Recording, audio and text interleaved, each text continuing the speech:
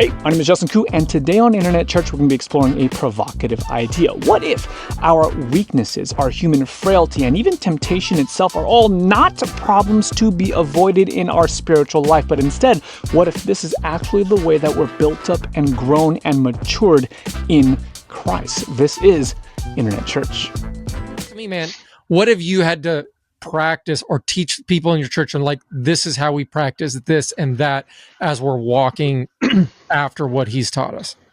Yeah, man, so kind of going back to what I had originally said about depending on God, I think that's one of the most important things that we're learning is that, when it comes to your feelings, right? I think when you initially receive the finished work, you, for me anyway, I was so inclined to disregard my feelings because feelings aren't the truth. And that's fine. And there's times where there's a grace to do that, right? But there's also times that has led me to actually, it's actually kept me from going to the Lord to work through my feelings and deal with them appropriately or accordingly, you know. And so in a way, because the finished work gives you a lot of this like assumption that I have all things. Now I can just walk it out, but in a weird way you can almost try to start walking it out in your own strength. You know what I mean? And in a weird way you start operating off the knowledge that you have all things as opposed to like really the experience of it and or like a deep revelation of it, and which we really need God for, I think each and every day. And so I think when it comes to something like, you know, this feeling hits us like rejection or offense or whatever, it's like those of us who know the truth to a certain extent, we know the right answer is to put this off and to believe, X, Y, Z, fill in the blank. And I'm not supposed to be offended, or even like in truth, in the spirit, I'm not offended, or, it's like you're renewing your mind to that but in a weird way, sometimes you also kind of end up just talking to yourself.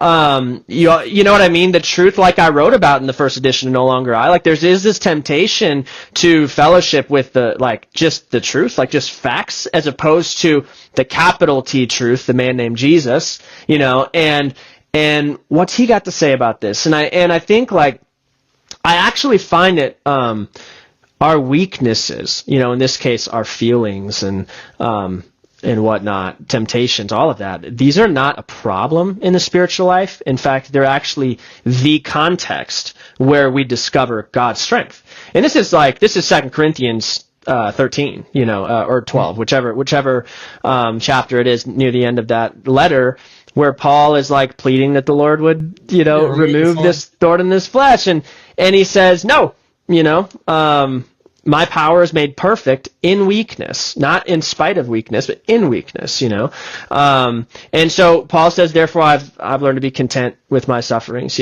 for when I am weak, then I am strong. Not then he is strong, then I am strong. And so how's that even possible? When I'm weak, then I'm strong. Those two things are exact opposite. Well, he's saying when I'm weak in the flesh, right, he's saying that is the very context where I actually remember and need to rely on the Spirit, and there, in Him, is where I find strength, Otherwise, it's very easy to think we're strong when we're feeling strong in the flesh. It's very easy to think we're mature. It's very easy to think we've got what we need and all of that. But it's I just think as Christians, it's very important that we embrace a life of trial and suffering and weakness. Like Jesus himself was beset with weaknesses. That is not in any way, shape, or form to say that we believe the lie that we're going to sin or that we have to, you know what I mean? That's not, but a weakness is a need for God in each and every moment. And the finished work that we have Him inside of us, that we have all things pertaining to life and godliness, if that ever in a subtle way, which it can, turns into, I don't really need God anymore, right? Then we've lost it. We've lost the whole point of that revelation. We have all things in Him because He has all things and we're one with Him. And so this is you start feeling a feeling and it's like a negative emotion. I'm actually learning to let that weakness draw me to the Lord, where God, you see how I'm feeling. Like, instead of trying to look away from it and look at God, it's like, how about with God we look at it? You know what I mean? How about together, let's process through this. Like, allow yourself to feel it, not act on it, but like, you know what I mean? Like, God, I'm feeling this. You know I'm feeling this. Let's start, and then like, through this, there's something to presenting that to the Lord. And I think a lot of Christians, especially ones who don't know the finished work, they may know this, that like, yeah, we're supposed to be honest with God, present our weaknesses to God and so forth. But a lot of times what they won't do then is allow God to speak back to them and then actually walk by faith, actually put on the truth afterwards. And that's where kind of they get lost. Like, the goal isn't just to like express our weaknesses and stay there, the goal is to work through those and that he might actually clothe us in his strength. And that requires like, okay, are you going to let God speak back to you now? And are you going to actually start thinking like he does? In which case you don't stay weak. You actually, when I'm weak, then I'm strong. And then there's a whole nother kind of, Christian mindset, a common error, I would say, that the finished work kind of lends itself to in our immaturity.